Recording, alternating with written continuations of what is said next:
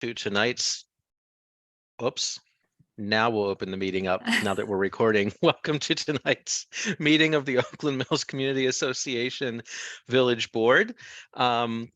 We are going to, as always, open with a couple of administrative items to get the meeting going. The first is approval of the minutes from the January 24th, we did it again, 2023. So moved. We keep doing minutes in 22 and agenda in 23. The January 24th, 2023 darn it. board meeting. So moved for the third time. Okay, motion from Ginny. Is there a second? Second from Bill. Any discussion of those minutes? All in favor? 1, 2, 3, 4, 5. Okay. Next up is approval of the agenda for tonight's board meeting. Is there a motion to approve? Motion from Jenny. Ginny, is there a second? I saw Yeah. Lynn's hand first. You can't first and second, Ginny. Come on, you're getting greedy now. I thought you were hinting I should just get it over with. Any discussion? All right, all in favor? 1, 2, 3, 4, 5, 0, 0. And we are underway. And first on our list is resident remarks. Any resident wishing to make remarks to the board can raise their hand now, and you would have 3 minutes to make remarks. All right, going once on resident remarks, going twice. Moving on to new business. So our first item of new business is a bill that was introduced as a local delegation bill and has now advanced. So it has a Maryland House of Delegates bill number. It's now House Bill 1024. It started life as Howard County 17-23. And this is the bill titled Voting Rights in Columbia Village Elections.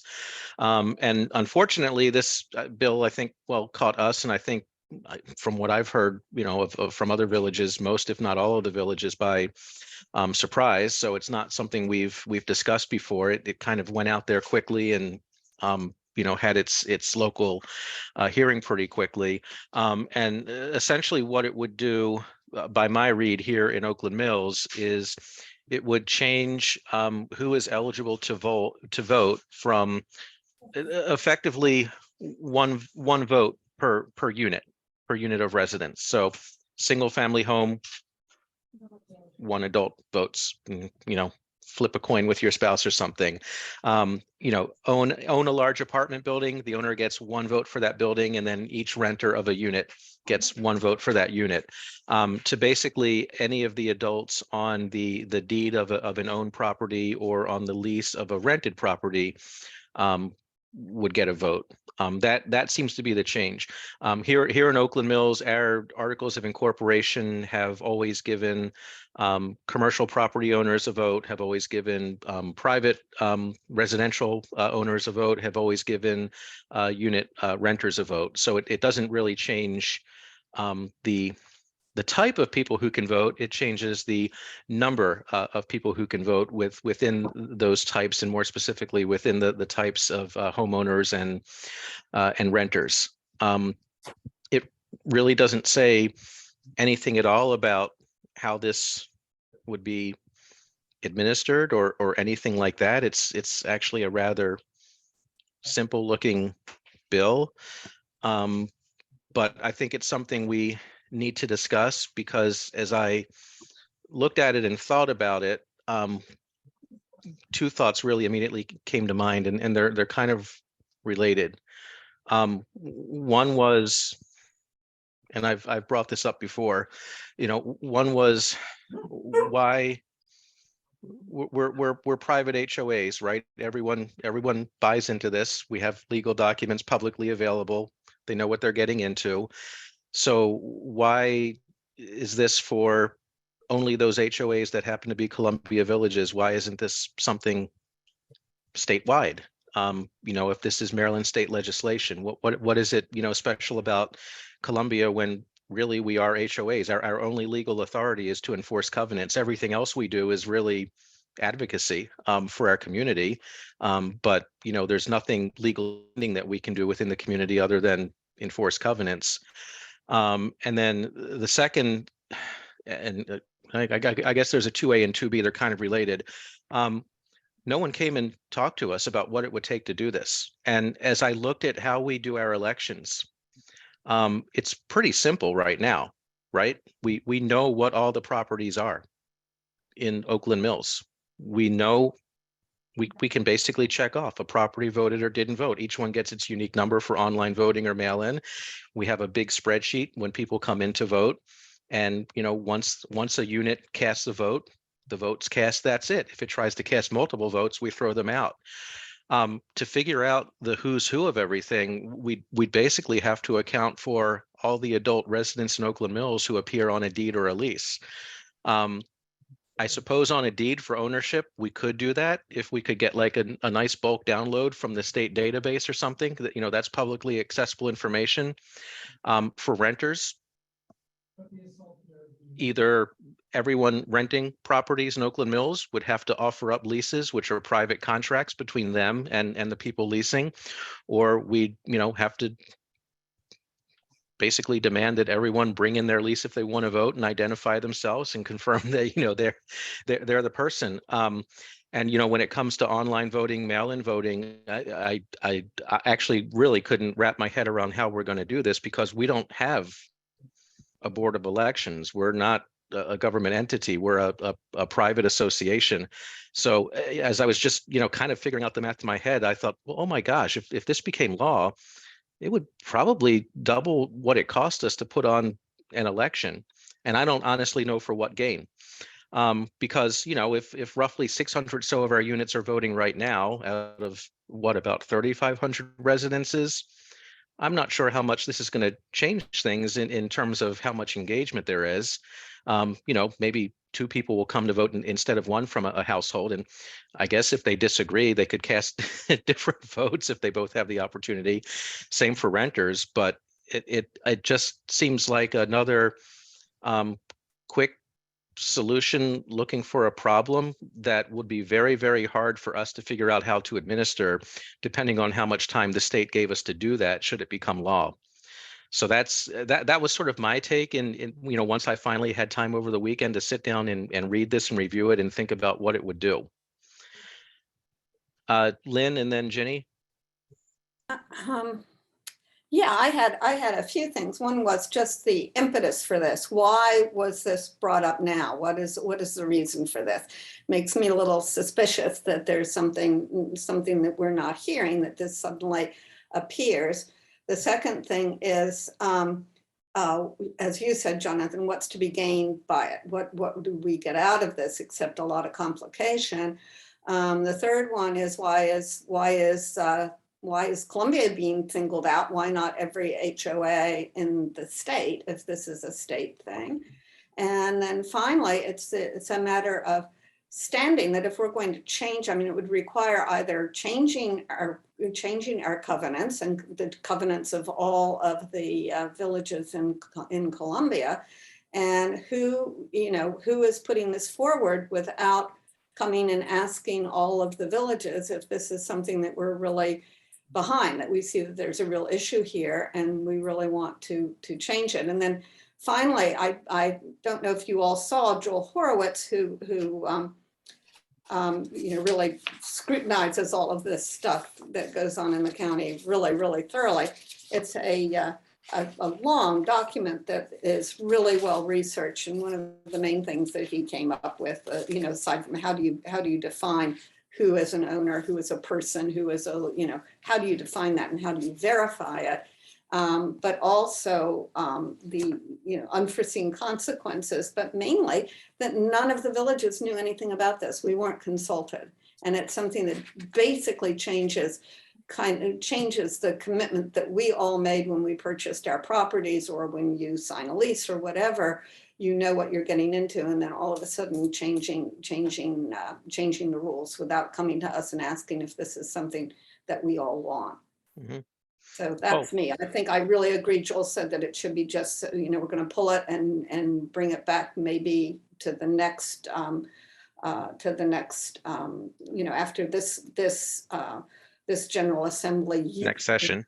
session is over, and bring it back later, maybe, but not to rush it through now. No. Oh, and I had a third point, but I'll get to that later if it's necessary. I had Ginny and then Rebecca.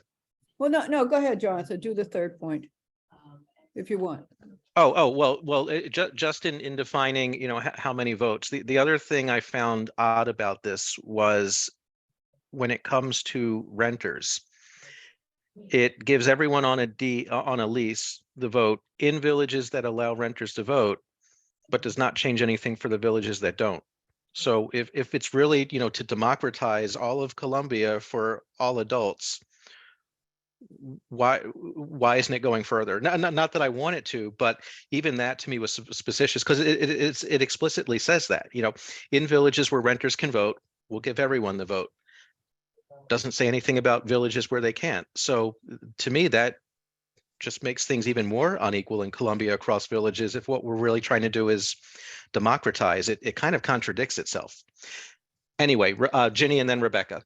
Okay, I think, Jonathan, you made excellent points. Joel did, and Lynn did as well. I do not understand the need for it, but if there is a need, I think the least that could have been done, and I testified on February 7th, not that it did a lot of good, because they voted the next morning on February 8th to approve it. But basically what I was saying is that I think you owe it to the village board, since you seem to be concentrating only on Columbia, to have talked to them, to have asked, what do they think about this? What are the implications for actually enforcing this? It's really, in terms of the covenants, my understanding, Lynn, is that there's a very good chance that this will override your covenants. You wouldn't worry about changing your covenants. The state has spoken.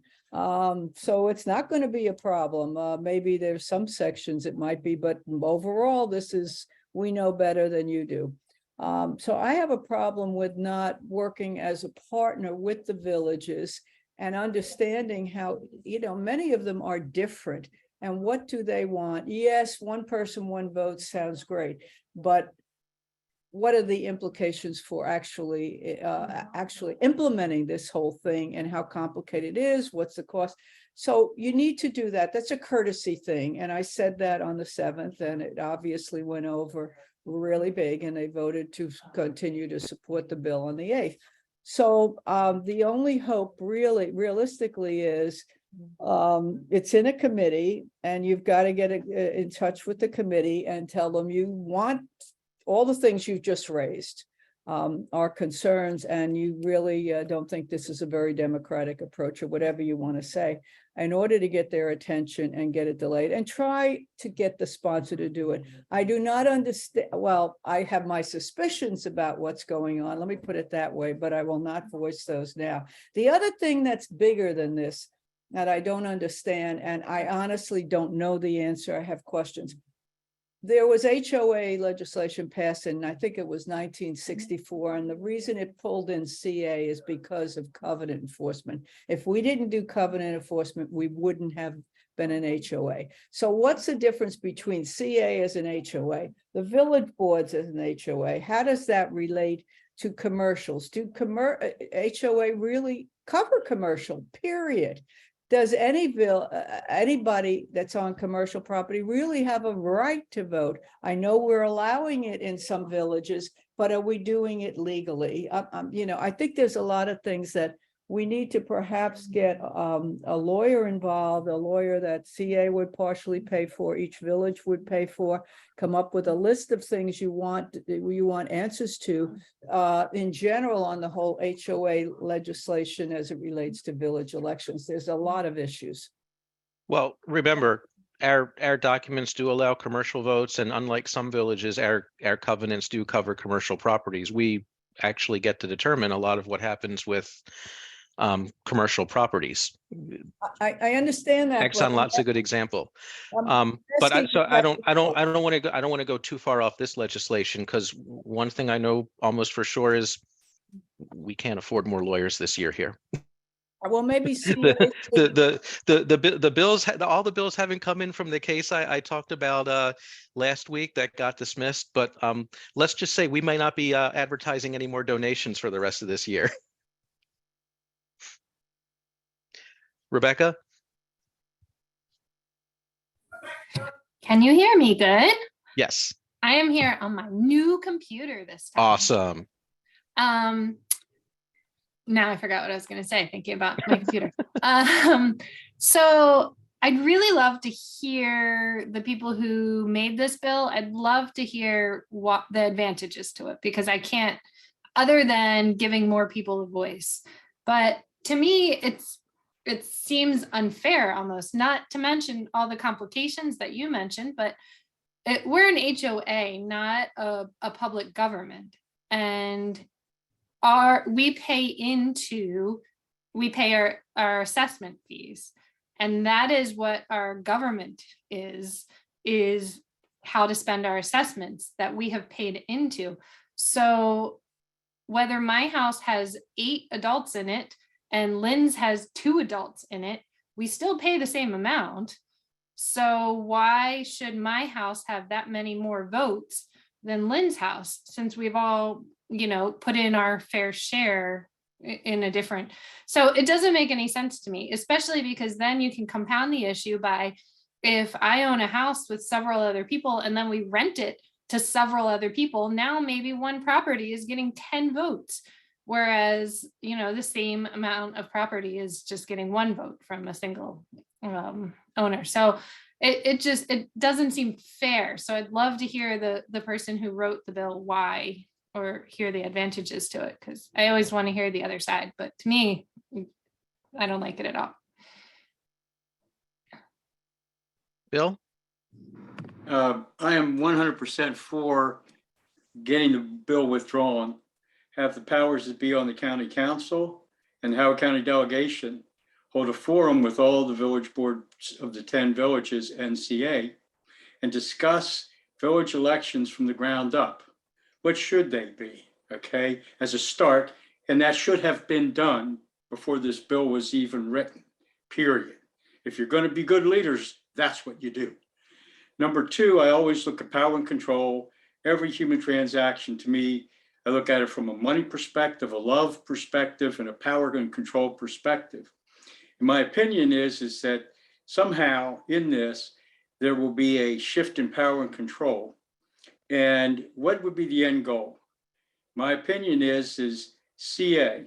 What does CA have that's of value? Well, facilities, ice rink, etc., the pathways and all. But the key thing that CA has is 3,600 acres of open space.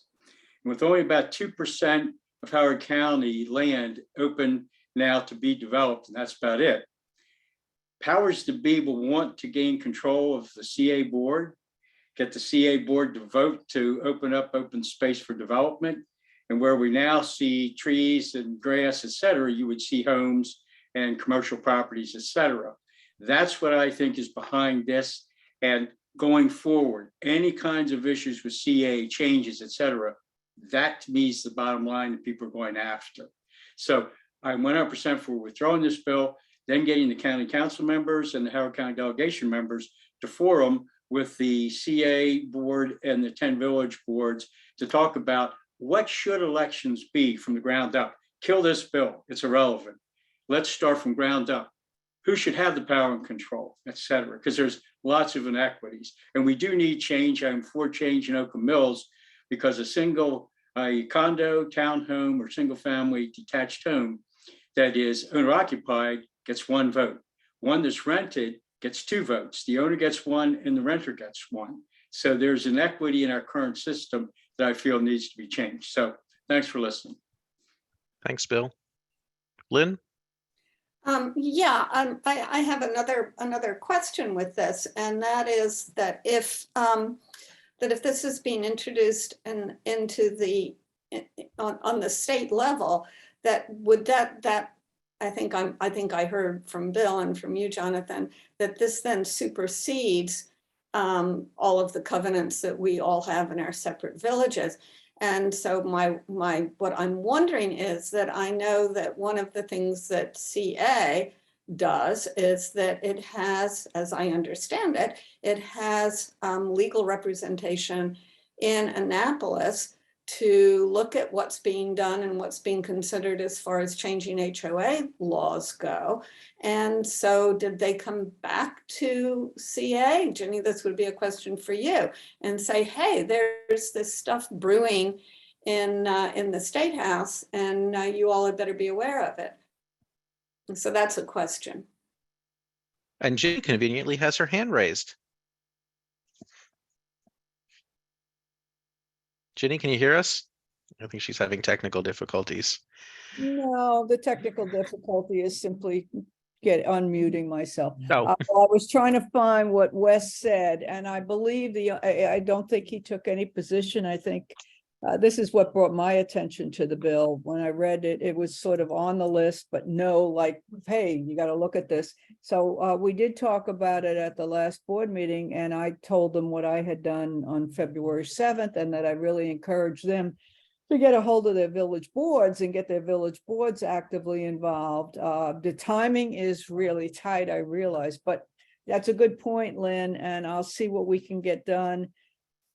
God, I wish we could do it. See how we'll figure out if there's a way we can do it before the 23rd. That's when we meet again. If the worst is the 23rd. It is in a House committee. I don't believe it was filed. I'd have to check in the Senate as well. So we do have some opportunities here. I got a quick, so thanks, Lynn. Yes, I will follow up on that. Quick question, John. Oh, Jenny, just to clarify that, from what I can tell, it has been filed in the House. It has a hearing scheduled for March 7th. I don't see anything corresponding in the Senate. Yeah, so it was Jessica was the only sponsor, and then of course the delegation approved it. With the delegation, they had to have 2 of the 3 senators. I don't know if they had all 3 or just 2 in order to get approval to move it on, even just into the House. So, okay, that gives us time for March 7th. I think that's an excellent point. I'll follow up and I'll lobby our people to get Paul Tabersi involved. There was a quick question. HOAs are all over the place. I think your point was why pick on Columbia Villages, which was I think we all maybe can guess why. But anyway, so how do HOAs vote? How does a homeowners association like Athelton, how does, some of you may live in homeowners associations. How do they vote? Is it just property owner, 1 vote per property owner, and only residential property owners? So if that, I'll get back to the point, if that's the way the state law was set up, are we violating it anyway? I know we might get upset about that, but I think we need to know whether what we're doing is legal, and then therefore, would this bill even compound it and make it worse? So I think we need this study, and CA should probably do it. It's a good point. But in order to do that, this bill has got to be withdrawn, or a courtesy thing, a tactful thing for the sponsor would be to set up a task force consisting of the village board, CA, whatever, over the summer to work on it. Either way, if you want to save face, that'd be another way of doing it. But does anybody know about HOAs, how they vote? I mean, I've dealt with them all the time, but I never asked. I thought it was 1 house, 1 vote, but okay, never mind. I think it I think it varies. I mean, I think the other interesting thing about HOAs is, we're very transparent. We all of our villages have websites. We publish all of our legal documents. Everything's out there for everyone to see, and we know that people have gone in and looked at our stuff and made their own interpretations. I was kind of looking around to see if I could find how other HOAs I know of in other counties, just for other examples, work. Like, the houses I grew up in, I can't even figure that out. You can't even find that stuff to know what they're doing. The only other HOA I've lived in, it was in Alexandria, and it was condos, and each condo got 1 vote, not owner and renter, just 1 vote per unit.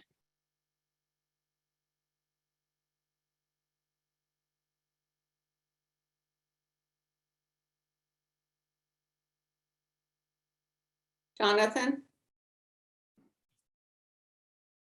Sorry, something's freezing on my, oh, there we go. Can you all hear me again?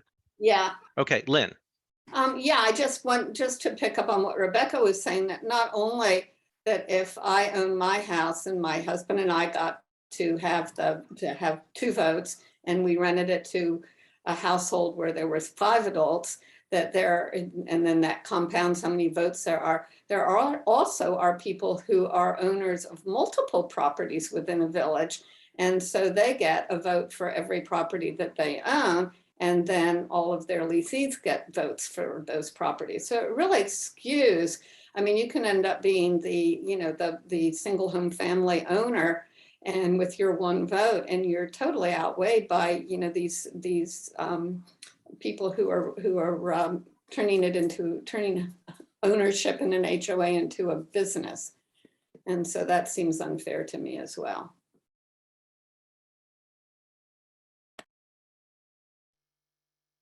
Yeah, and I was kind of looking here. I have a copy of the 2020 Maryland Homeowners Association Act to see if it, says who can vote, and it does make reference to eligible voters, but I think it appears to me, I'd have to look at it and dive deeper, or maybe CA's legal counsel can do that.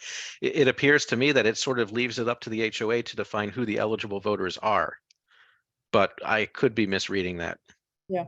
Jonathan, may I ask if there's a CA representative at the meeting? Because the new CEO president was going to send a staff person to every board meeting to attend. Do we know if there's ones here right now? I don't think that's started yet. Brigida sent me something about that earlier today, and I think they were going to start that in March. Oh, okay. All right. Well, good. We start better than, yeah. Okay. Thank you.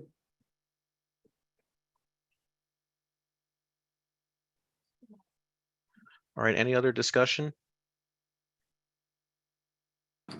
This is still under new business. We do have time to make a final decision on this under old business before it gets its hearing. Otherwise, I would say maybe we need to expedite a bit on this.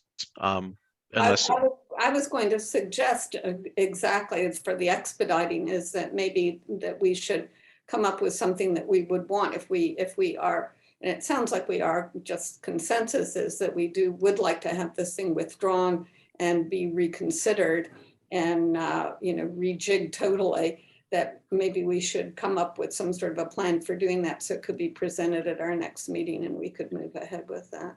so here's my question. I agree with the withdraw it.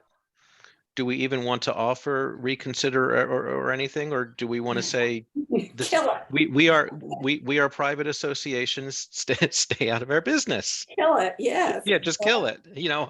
I mean, I do agree with Rebecca. It's always nice to hear what's motivating it, but if we're just going to get talked at and not listened to, I don't want to just delay it another year so they talk at us. I would want really deep discussion and consideration for what's happening here. And I just the way this was introduced, kind of quickly behind the scenes and pushed through real quickly through the delegation, I don't trust that's going to happen. I don't know if I want to give them the opening to do that. No, it totally smells bad. The whole Yeah. Joe, Excellent points. And besides, Oakland Mills could again be a leader in this. And if you had a letter that you did quickly, it could be sent. I certainly will send it to my colleagues and they will send it to their board, and you can send it to other boards. So sometimes, Oakland Mills takes the lead and then it makes it easier for other boards to follow, and they get it down to Annapolis quickly. They'd even figure out where to send it in Annapolis because you would have shown them that. Yeah.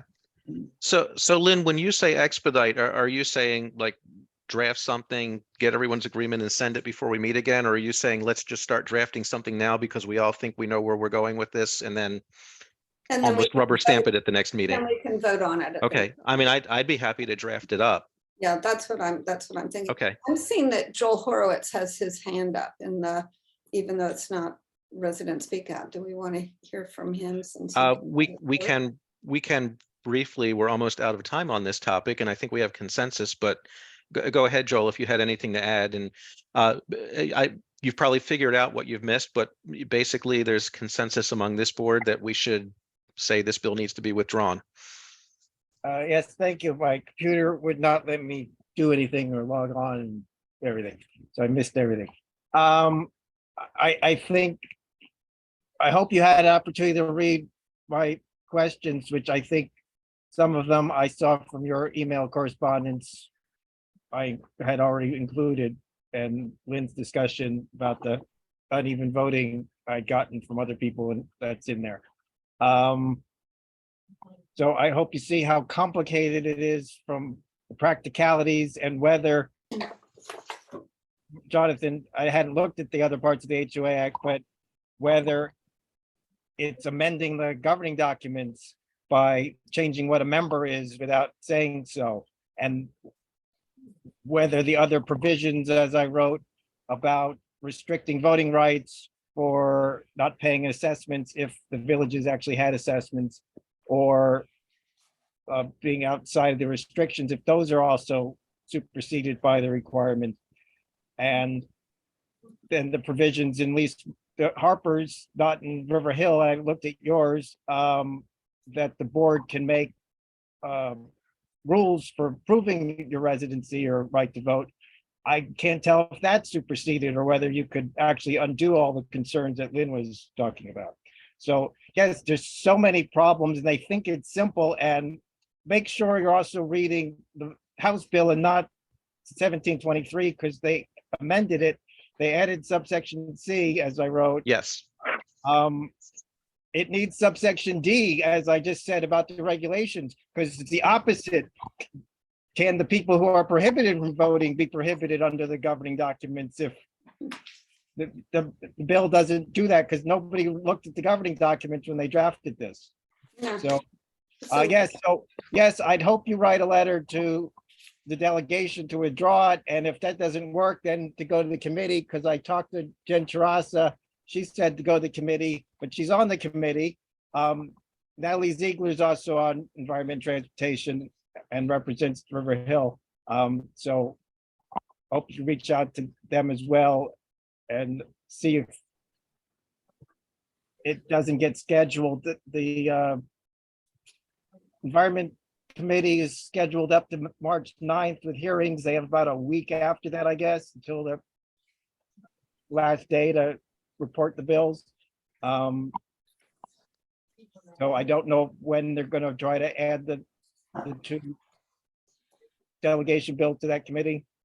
But yes, I hope if we could convince, if they got enough villages to ask to withdraw it, maybe the delegation will reconsider going to the committee. Yeah. All right. Thank you, Joel. I just want to say that of the 115 questions that Joel has outlined here that are problems with this, I think that we can come up with a good request to have it withdrawn, a good basis for the request.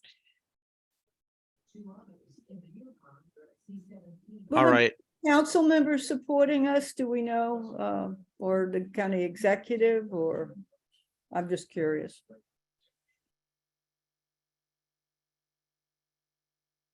I don't, Ashley, I know you're here. Has Dr. Jones looked at this and considered it? He and I actually talked last week, but that was before this came out. So I didn't get a chance to ask because I didn't know about it.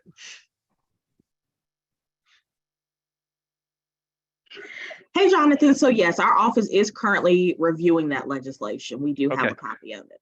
Okay, thank you.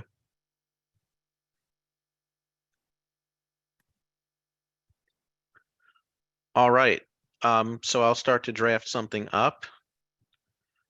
Next on the agenda is CA leadership status. I guess some of that has been answered already because we know that Dennis Matty is acting in the president capacity.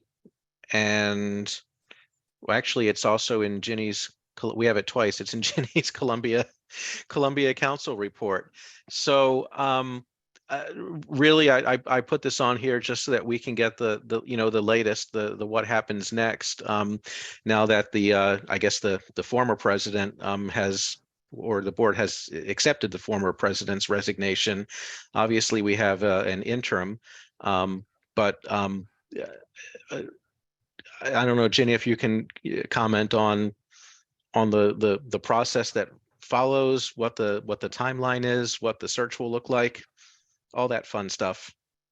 Well, I mean, do you want me to save it to when I present or, okay? We can do it. We can do it there. Yeah, it's in, Okay, all right. in one place or the other. Yeah. Okay. Keep the agenda moving, okay. Okay. Oh, well, I guess that brings me to the board chair report. So, but of course, you only get 10 minutes to talk about free things, Jenny. Here, I would have given you 15 on just this topic. Oh, well. So But now, you tell me. So board chair report, as you saw in an email I sent, I think just yesterday, we have made some progress with our issues along Stevens Forest Road. Thank you, Warren, because I know Warren has been staying on top of this. Thank you, Bill. Thank you, Rebecca, because I think we've all done field visits to this location. So toward the end of the month, we are going to see a change at the lighted intersection at Kilimanjaro in Stevens Forest. There is now going to be a sign that lights up explicitly prohibiting right turns when the walk signal is on in the crosswalk for people crossing Stevens Forest to get to and from Kilimanjaro Road. There's going to be a sign erected that really should have been erected years ago, but never was for some reason, on northbound Stevens Forest to tell motorists to yield to pedestrians crossing Kilimanjaro as they're turning right. A similar sign, which is up for Kilimanjaro coming onto Stevens Forest, is going to come down, because what traffic is trying to do is make sure that we never have pedestrians and cars with a green signal at the same time. Therefore, there shouldn't be the need to yield. So it's not only going to require that people driving obey the signs, but also that people walking obey the signs. And they're going to extend the signal lengths at that intersection to ensure that everyone has time, to get through, and no one needs to speed through, speed up, do anything strange to get through that intersection before the light changes on them. Thanks, Joel. I had shared that with the board before you joined, that it's on the 7th. Sorry, I just saw something pop up in the chat. So that's a nice improvement along Stevens Forest Road. I did write back to traffic engineering to see if they could put together an infographic for us, because one of the I emailed the principals of the 3 schools most affected by this, which are Oakland Mills High, Oakland Mills Middle, Stevens Forest Elementary, because that's where all their walkers pass through. And one did come back and say, hey, this would be great for our newsletter, but this is really long. and I was already thinking that. So I asked them if they can put together an infographic or something that kind of simplifies what's happening there. I'm also going to go back, unless Warren, you want to, and ask them, hey, while they're already marking the pavement and everything, for digging to put, signposts into the ground. I guess that's what it's for. They were out marking today. While you're erecting signs, how about that missing 25-mile-per-hour school zone sign that we need between Kilimanjaro Road and Stevens Forest Elementary? Because right now, when you turn left off of Kilimanjaro onto Stevens Forest, all you see is a 30-mile-per-hour speed limit sign. The 25-mile-per-hour school zone sign for southbound Stevens Forest is back on the median by Jacob's Ladder. So there's actually a gap in the signage for the school zone. So I figured, while they're digging posts, what's one more going to do? And then we'll continue pursuing the rest. I did have a conversation with Dr. Jones last week. He called me primarily to talk about the HOA private roads issue. And after we had a conversation, he did attend the Holly Court HOA meeting last night. And Alex sent a note back summarizing how that meeting went. And I know Dr. Jones and his staff are going to do some follow-up research to see what potentially Howard County could do without the enabling state legislation. We're already on the record in support of the enabling state legislation last session and this session. but they're going to see if there are other flexibilities in lieu of that enabling legislation. We also talked briefly, and Dr. Jones said he'd give me a follow-up call about the other issues along Stevens Forest Road that we still won't looked at, including the county's worst roundabout, and the what, if anything, we need to be doing to help ensure that the plans and the funding for the middle school and the high school stay right where they are. Middle school being especially critical because that's next year's capital budget. That the money has to start for that project to start next year. The high school is still a plan. There's no money for it yet. There wouldn't be money till fiscal 26. But now that we've got them so close, we don't want to lose them. We don't want another Talbot Springs situation where every 2 months something else was going wrong. So we're going to have follow-up conversation about that as well. I think that's all I have in terms of board chair report, unless anyone has questions for me, or I've once again, forgotten to follow up on something from the last meeting that I said I would.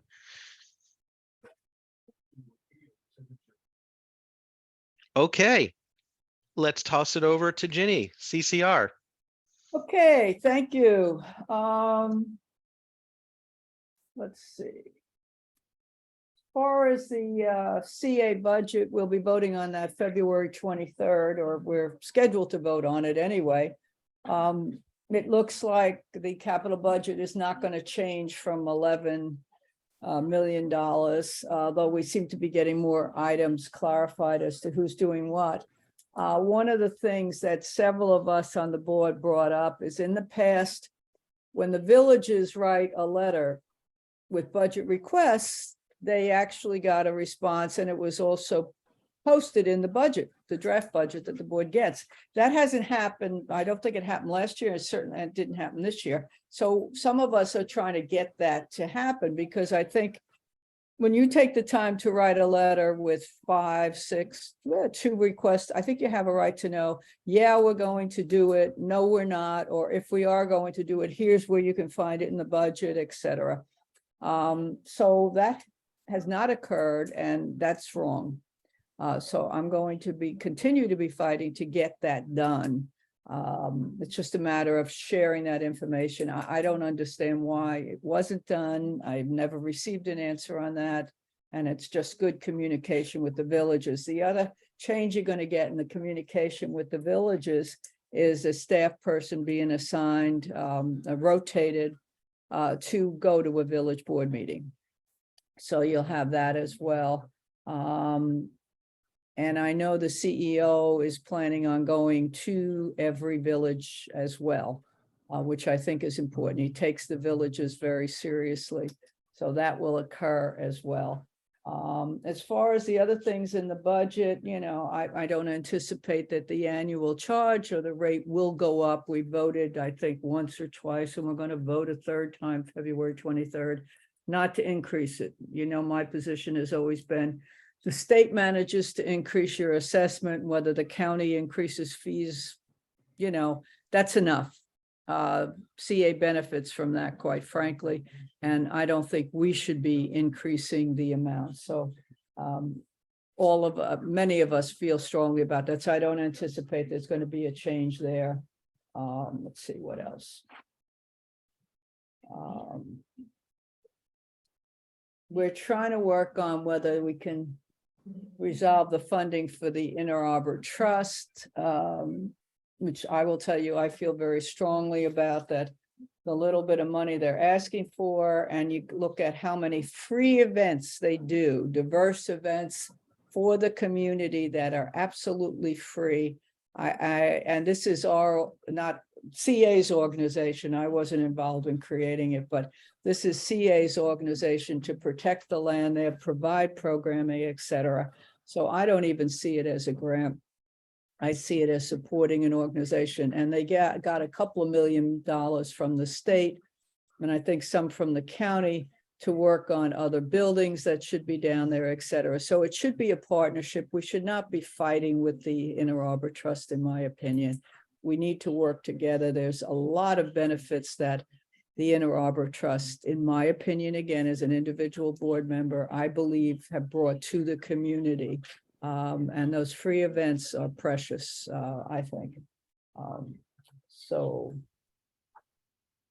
Okay, if you have any questions on the budget or any other concerns that you have, I'm trying to get information on contracts or fee-for-service contracts that have been issued in FY '23 and proposed in FY '24 that are $10,000 or more. What organizations, what individual got the grants? What services were provided? Was there an RFP on it? Was it competitive, et cetera? I'm trying to get that information because every once in a while you see so-and-so.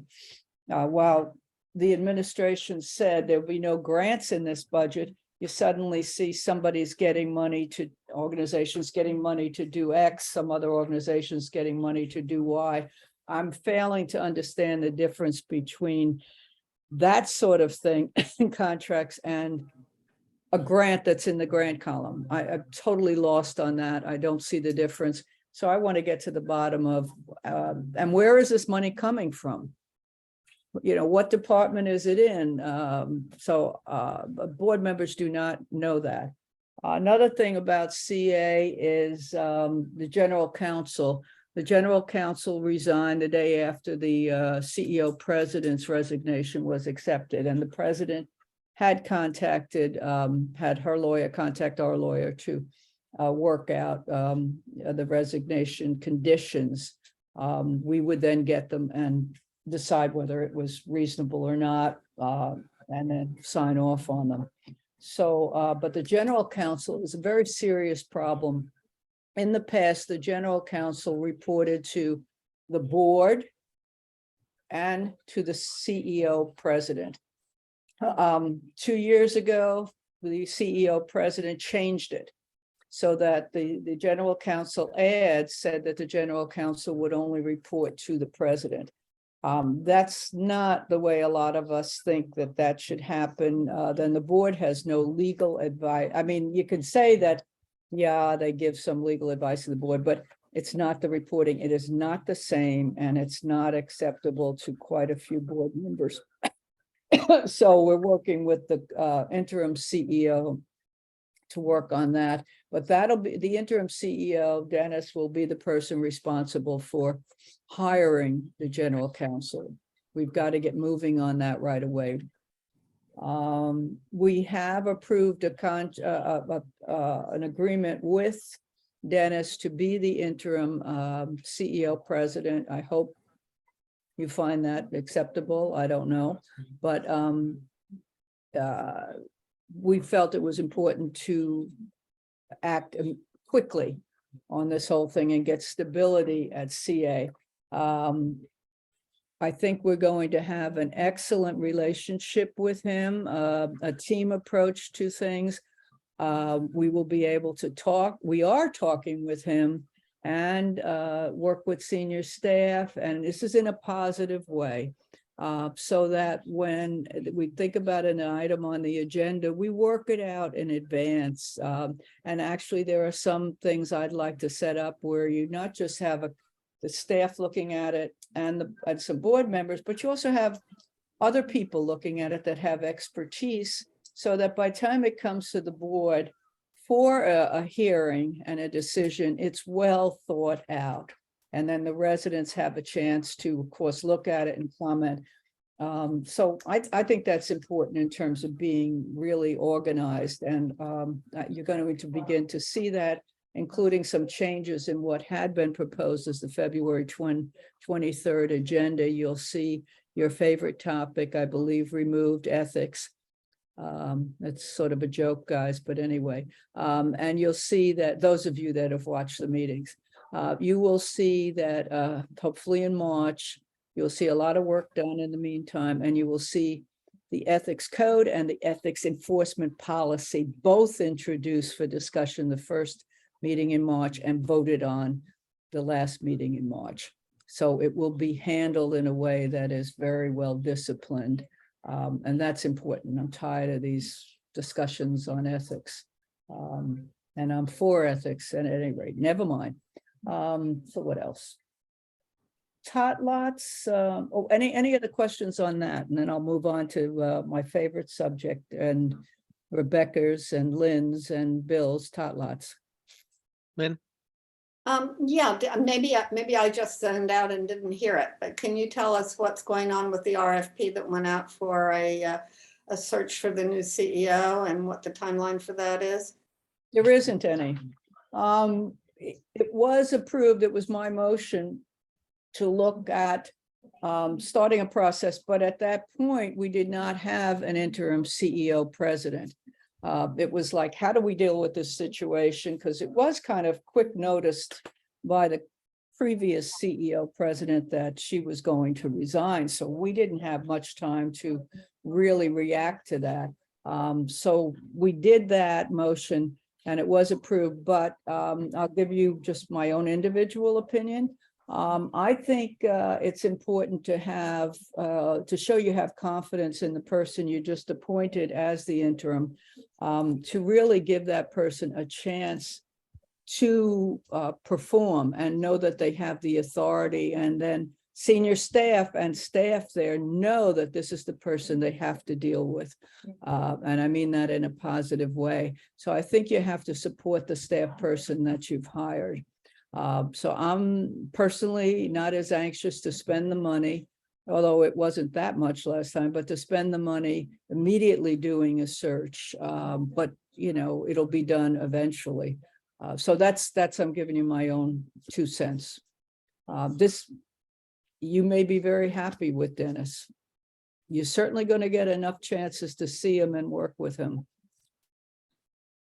Any other questions on that? Yeah, thank you. You're welcome. Okay, and I realize, Lynn, there are people that will not agree with that. That's why I'm saying that's my individual position as a board member. Especially if they have somebody else in mind.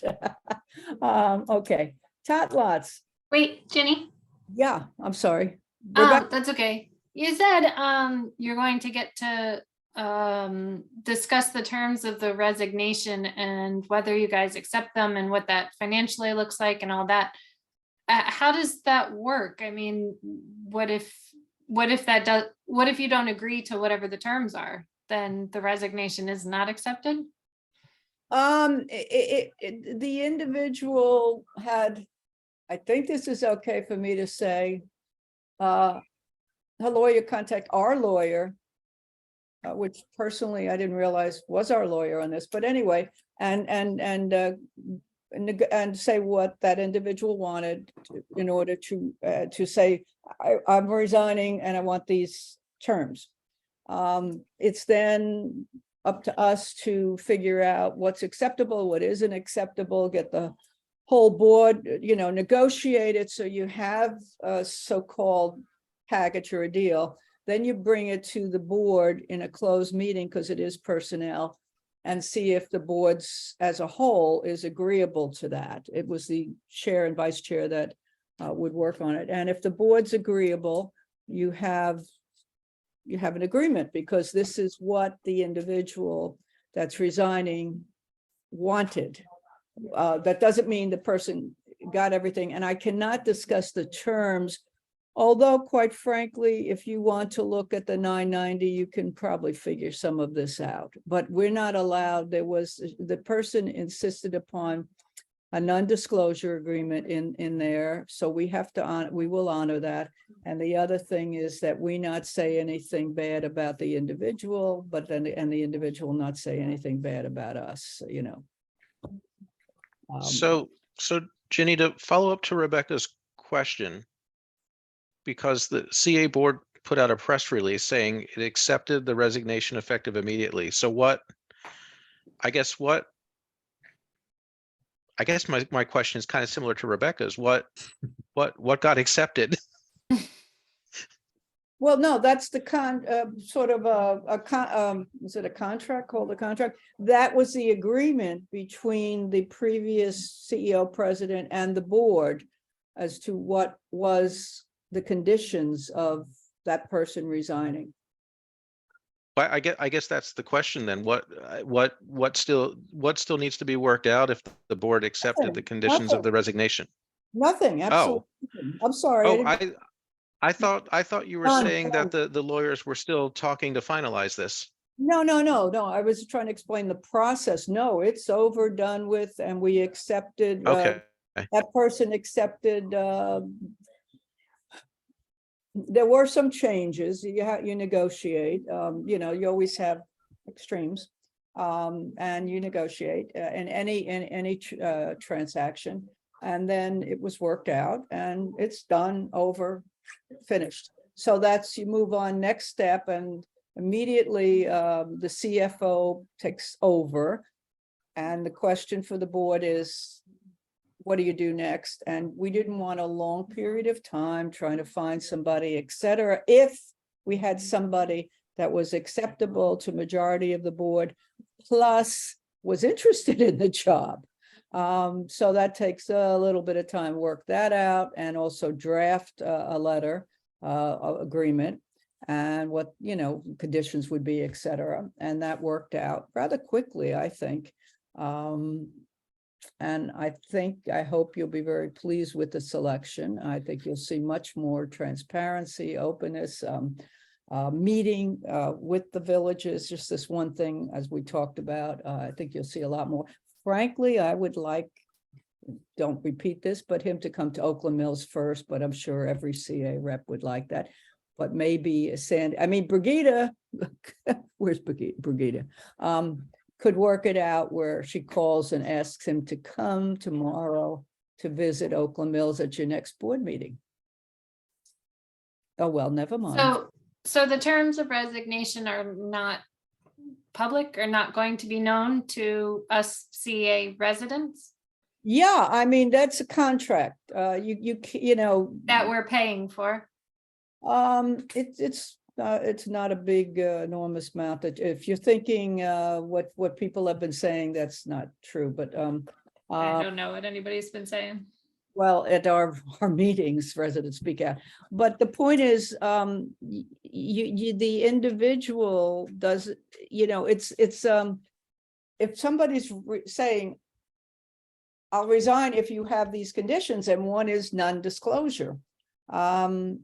You either do it or you don't get the resignation. It's not simple. But what I'm trying to say is, anytime you want to look at anybody's salary on the 990, that's what it's called, isn't it, Jonathan? Yes. So you can look at it, and I think that'll give you some clues. Well, actually, that's all you're what I interested was wondering, because if there's any kind of I don't know if this is the right terminology, but I'll just say it. If there's any kind of financial payout associated with the resignation, I would guess that's part of the, principal officer's salary, which does get reported on the 990, but I don't know exactly how that would be classified. I think the technical term is a buyout. Well, except this was a resignation, so that's what's Oh, yeah. odd. Yeah. Yeah. Kind of.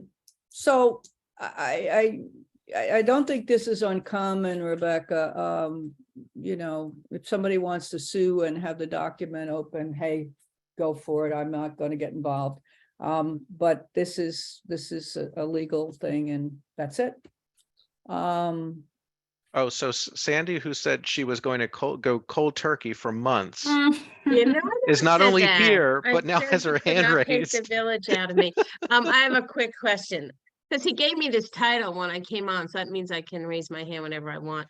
Jenny, are they going to have anyone do the job that Dennis has? Because he has such an enormous job to begin with.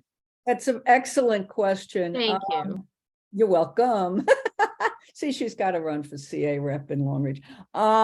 Long Ridge does have a temporary CA rep. We're going to swear in on the 23rd. That I think will be great, but it's temporary. Josh Friedman, who's a lawyer.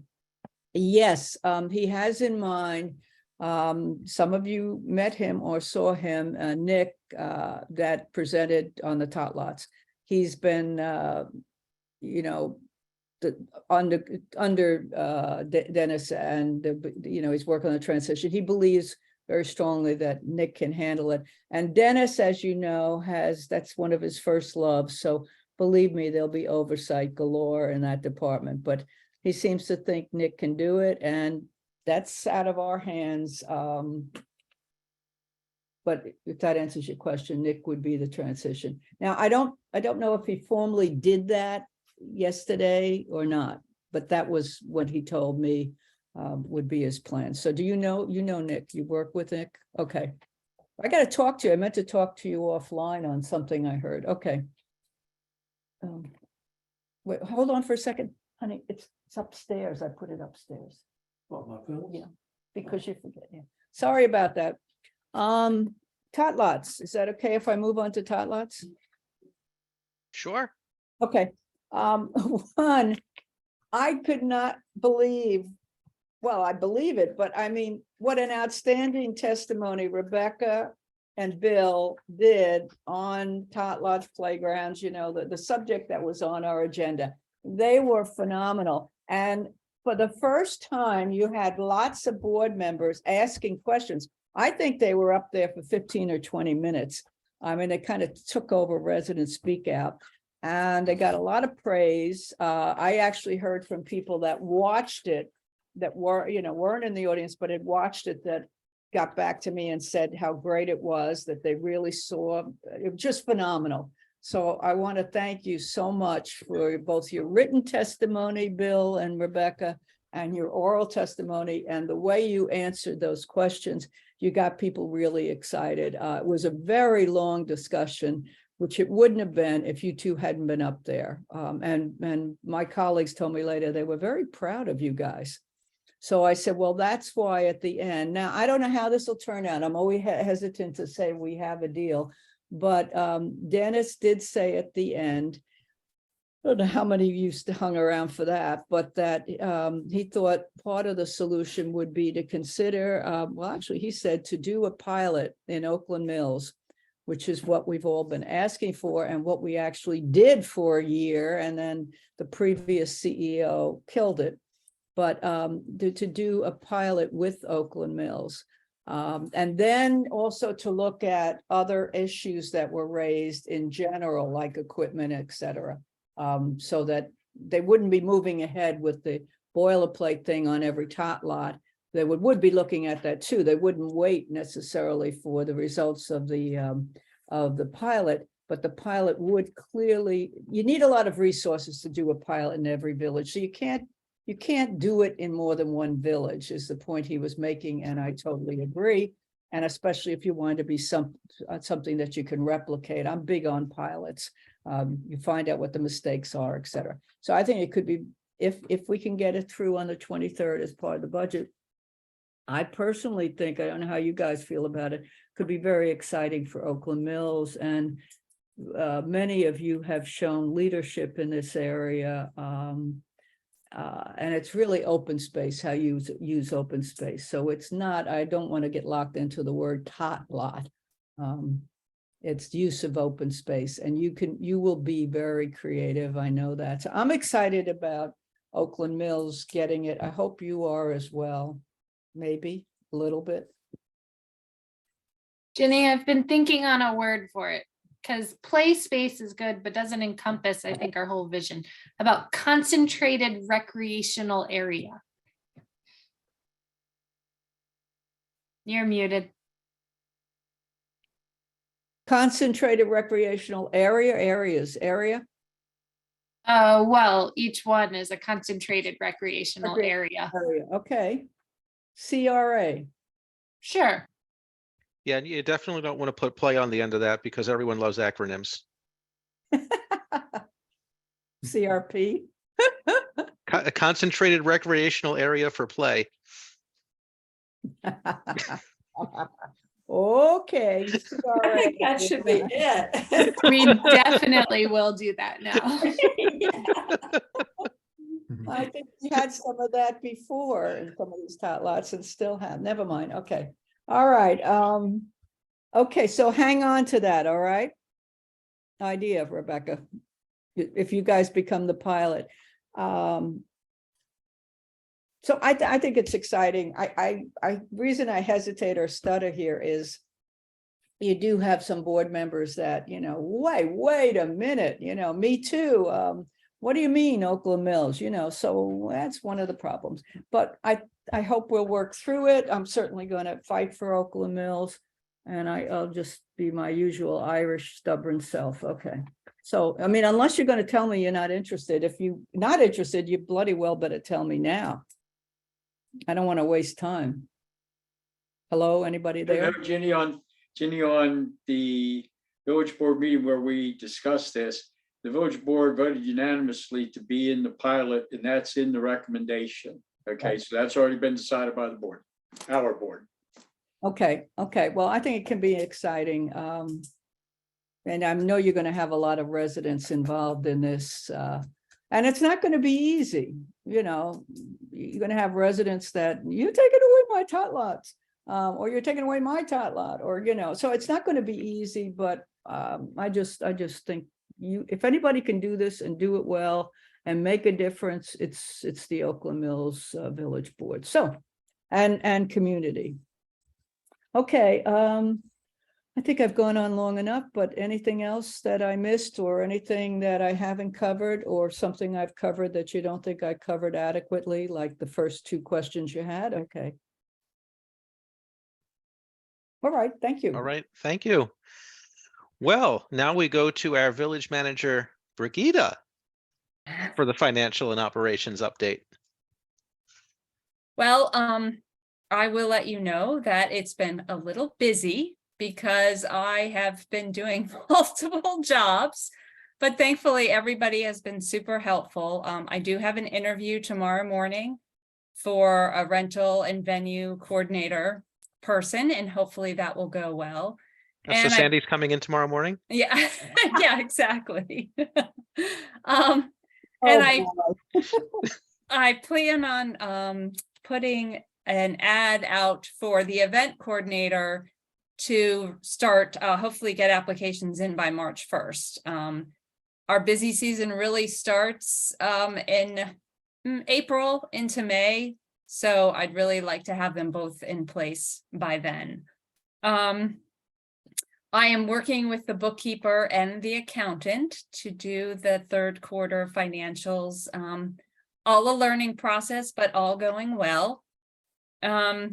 I think most of you saw the flyer from Taylor Shelton from Howard County Department of Housing and Community Development for the loan housing program, which I had put up on Facebook and really got a lot of positive feedback. So she is going to come to one of our board meetings. We're working out a date that works best for her as well as us. So that'll be coming up. As far as things, obviously you saw the candidate packets. Amy put all of those together and put them up online today. And CA is also working on putting out information about the village elections as well. I was told that they may even have an interactive map, which I thought was a very interesting feature. So when people can go there and find out what village they actually live in and where to go to vote. So I spoke to Danica today and she said that they were hoping to get it out next week. So that's exciting. On the 27th, I don't know if any of you are interested, but we are hosting the Columbia Association the Changing Columbia speaker series, and it's called The Fresh Approach to Wellbeing. I also shared that with the community, and that information will be up on the website as well. It's the 27th at 6 p.m. They've been doing all of their tech runs and everything the past couple of weeks. And then a couple of events coming up in March where we start having events again is a lively arts concert, Jazz in the Mills will be back, and the Columbia Cleans project, which I'm working on some Oakland Mills high school students to kind of determine that. But if anybody's interested, we always could use volunteers. So Um, Brigida, I was gonna tell you something about that. Columbia, that's the 25th, right? that is the 25th, yeah. So there's another little complication. It's actually, it's a good thing. But this isn't definite yet, but it looks very likely that Oakland Mills High School is going to host the Science Olympiad that day. It historically has been hosted at Mount Hebron. It brings in like kids from all over the county, as well as I think Montgomery County, some surrounding counties. So it's huge. And it's all day. But it also ties up some of the same sponsors who were involved last year, from the faculty. So I'm trying to find out like how much, basically how much capacity Oakland Mills High School has to be involved in a couple of events. It doesn't mean that, a group of kids from the SGA can't sort of go off and do it themselves. But remember last year, the couple of the science teachers were here to sort of, sign the forms and help provide a little supervision. So I'm still trying to figure out exactly what's happening with that. When will they know for sure that they're hosting the science Olympiads, or do they know for sure that they're hosting them? They were pretty sure. Okay. There was supposed to be a walkthrough of the school with like the state coordinator this week to look at the facility and, make sure it had the space and equipment needed. And if it doesn't, then, all hell's going to break loose, but that's an aside. So the teacher coordinating it was, pretty confident that that was, just a formality, but I haven't heard back from her yet.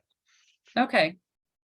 All right, I was just thinking if maybe we should just look at something even differently, only because if there's a science Olympiad there could also be a lot of traffic There will in be. that area. Yeah, There so will- it might it's- not be a good place to there have will be. the.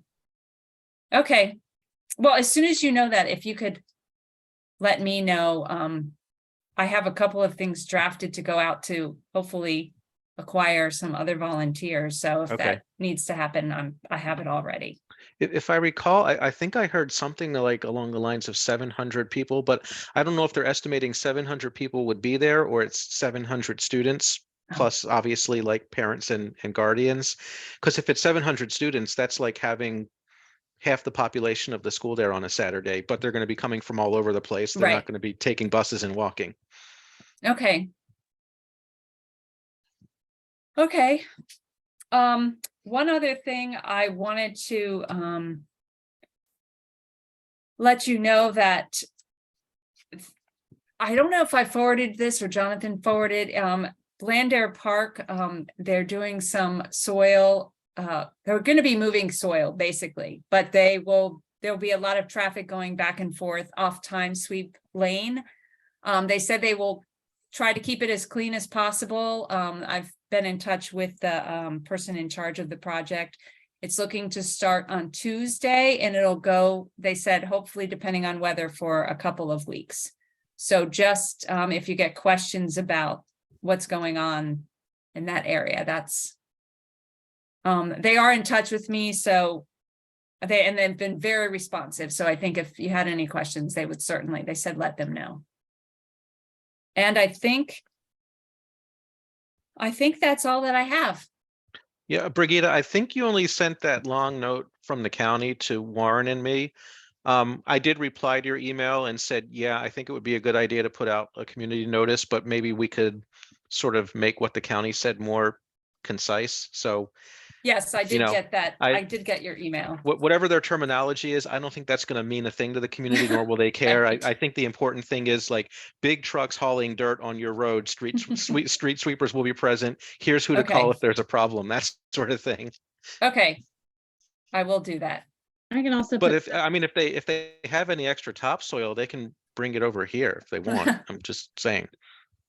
I'm also doing the e-news tomorrow, so there's some stuff that I can put out in the e-news too. Okay. Okay. I think that's everything unless somebody has a question. Any questions for Brigida? Well, I just have a comment. I think things have been going very smoothly since the transition. and I appreciate it. And I got to go in and meet with Brigida the Friday before last. I thought we were going to have an hour. It got cut down to about a half hour.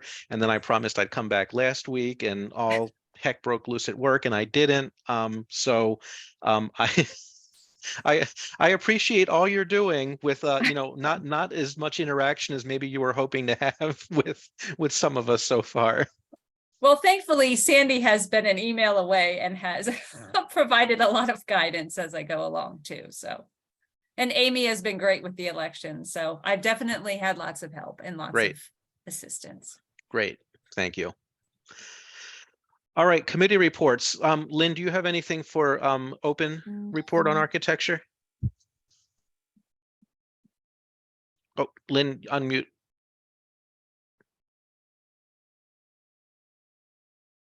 I have the closed meeting at the end of this meeting, but I just wanted to echo what Brigida was saying about the housing authority. I guess it's the housing authority has the housing repair program that they've just launched recently, and they're giving it a lot of publicity now. It's called Reinvest, Renovate, Restore, and it's low interest loans, 20% up to 40K. And for 30 years. 2%.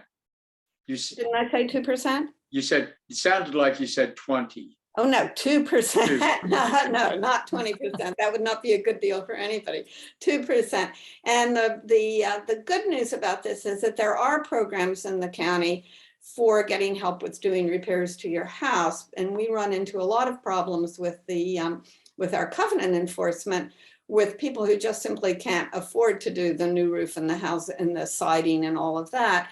And what they run into is that the programs have a cap, not just on income, which this one does have, this new program does have a cap on income, but they also have a cap on what the value of the house is. So if your house is valued at $700,000, you're not going to get help from the county to come in and do repairs to your house. But with this, it's not based on the value of your house, it's based on what your income is.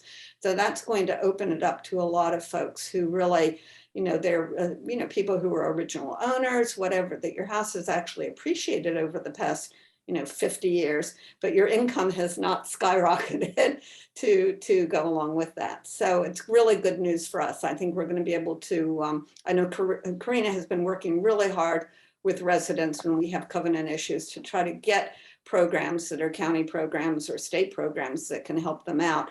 But we always run into that wall that their house is worth too much for them to qualify for it. So I think that this is a good thing for us. I'm glad, and thank you, Brigida, for putting it out so quickly for people. It's a really good thing. And I hope we get a good turnout when we have the representative here for us.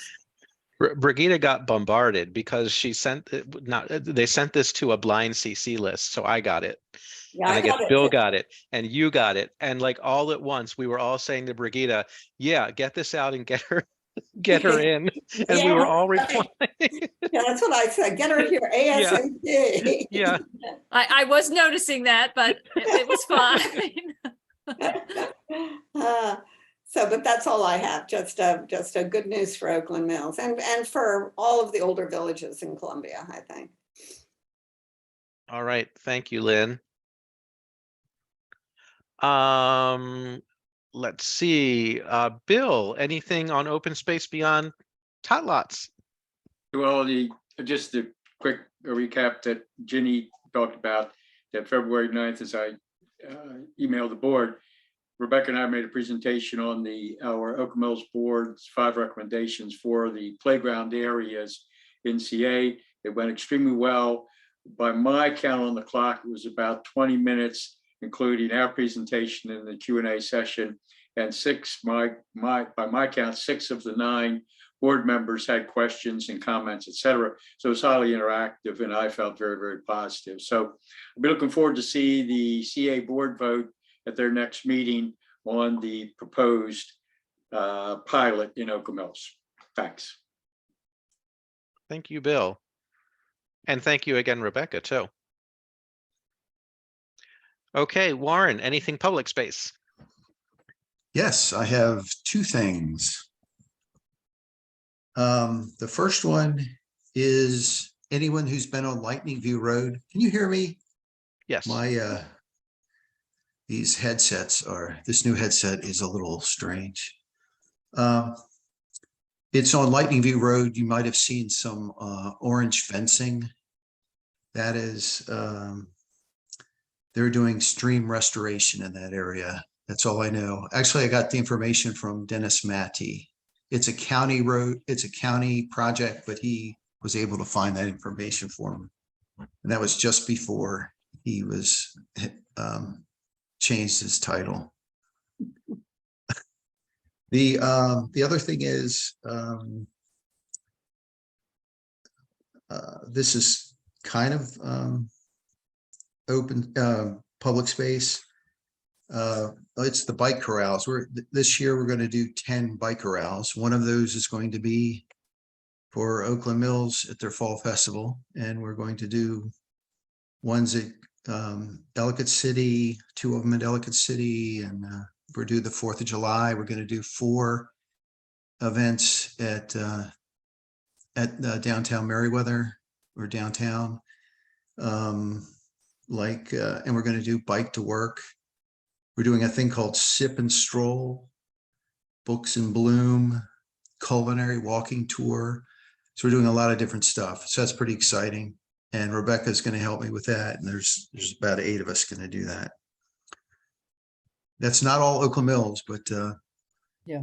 But I think it'll be good for Oakland Mills and for Howard County. And that's all I really have. All right. Thank you, Warren.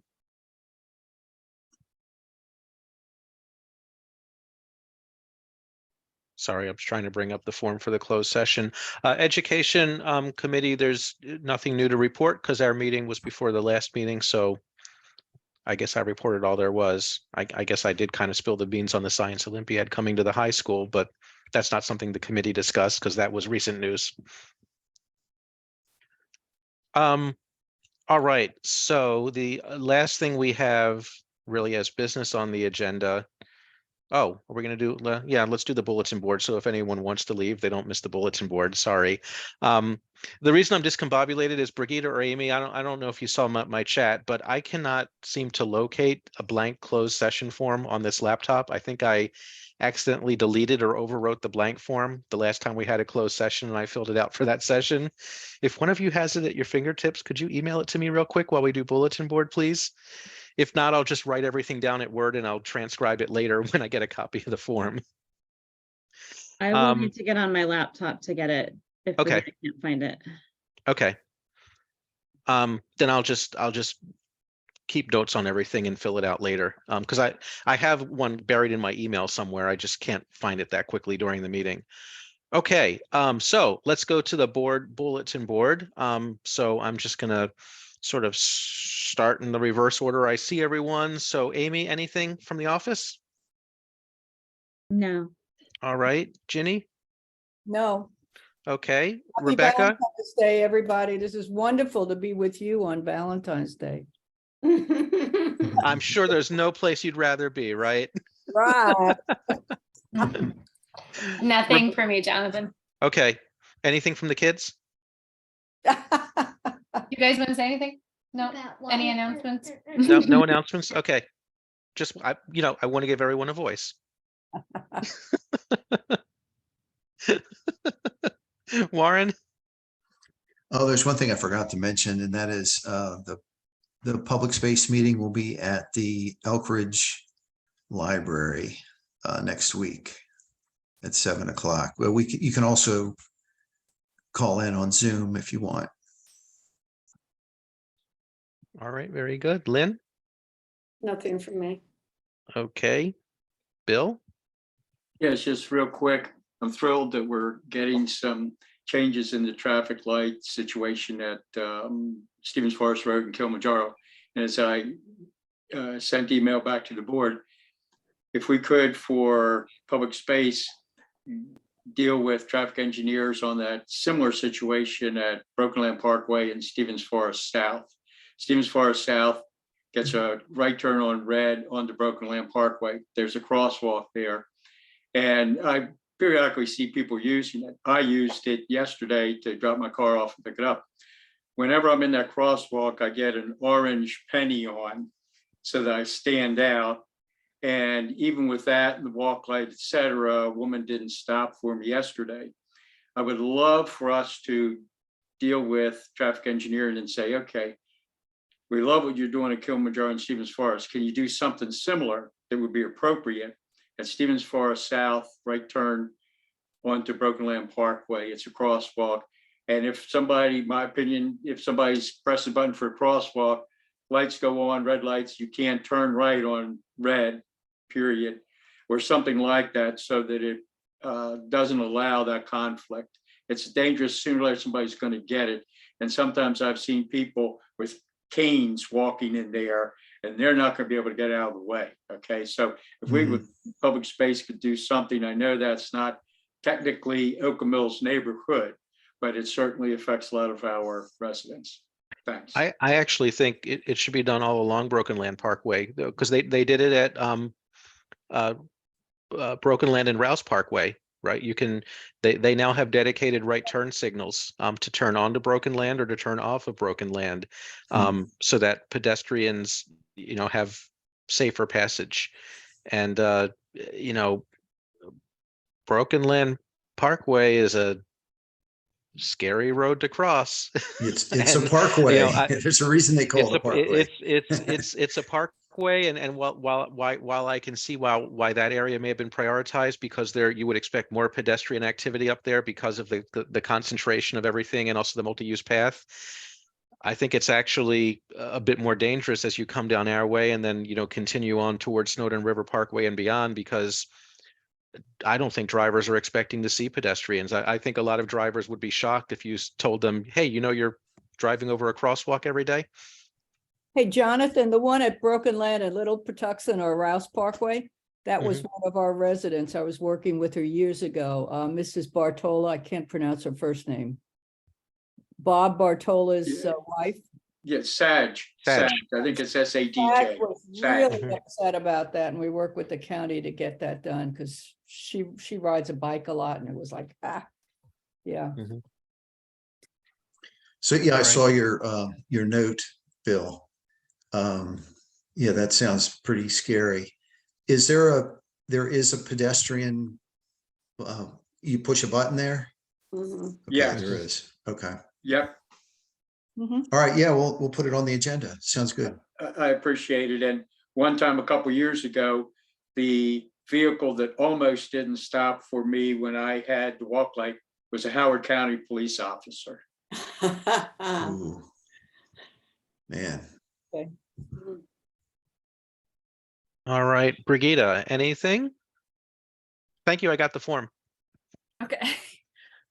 She left already, but I did want to mention that I have to tell you, that everybody who is at the office has been really great and really been helpful and like just doing so much to make everything work. So I didn't want that to go unnoticed. Unfortunately, Charlotte left. She was here to support me tonight in my first meeting. Aw. But I'll let her, I've been very gracious and very thankful. They've just been wonderful, and I didn't want that to go unnoticed. Great.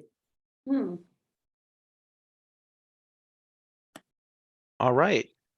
So the last piece of business we have on the agenda is a closed session. And the closed session is to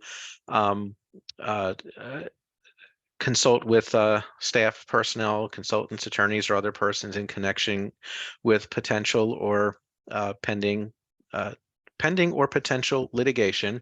And this is related to a covenant enforcement case, just to give some context to what that pending or potential litigation was or could be or could have been. But we would need a motion to go into closed session. So is there a motion to go to closed session to consider the matter? There's a motion from Bill. Is there a second? Second from Warren. All in favor? 1, 2, 3, 4, 5, 0, 0. All right, hang on just a sec. So it's 8:30 p.m. Motion by McCormack, seconded by Wortman. Aye. Absent. I. And Lynn's name is not on this form, but we will remember to add Lynn's name to the form. It must be from before Oh, it Lynn was rejoined one of us.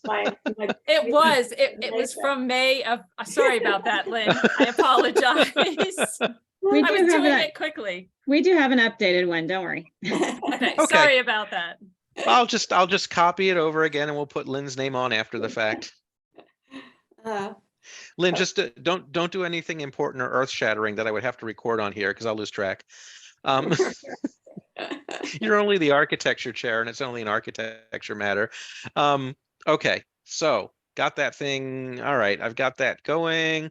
So 8:30. Okay, so we are going to go into closed session now. So I'm going to move anyone not in a need to know status to the waiting room, and then I will readmit everyone so we can announce the outcome of the closed session and then close out the board meeting in an open session. So let's see, we're going to put Joel in the waiting room. And pause the We're going to recording. put, it looks like Phil just put himself there. And yes, if you could now pause the recording, please. Or I can do that. Restarting the recording because we're coming out of the closed session. Okay, no one is in the waiting room. So for the record, we're out of closed session, back in open meeting. The topic discussed in the closed session was the potential removal of a flag from a property that was not in compliance with the covenants and had been referred to CA for potential legal action. The outcome was that the architecture committee agreed that the property is coming back into covenant compliance, and therefore we would notify CA to remove the flag and cease any future legal action on this case. Well, not any future legal action, but on this case. On this case, As not a- on the property, on this case. Yes, this specific case. Yes. Exactly. Okay, so that is everything on our agenda, and we are adjourning 8 minutes early tonight. Yeah. Enjoy the rest of Valentine's Day. Yes, happy Yes. Valentine's Thank you Day. very much. Happy Thanks. Valentine's Good Day. night, everybody. Good Good night. night.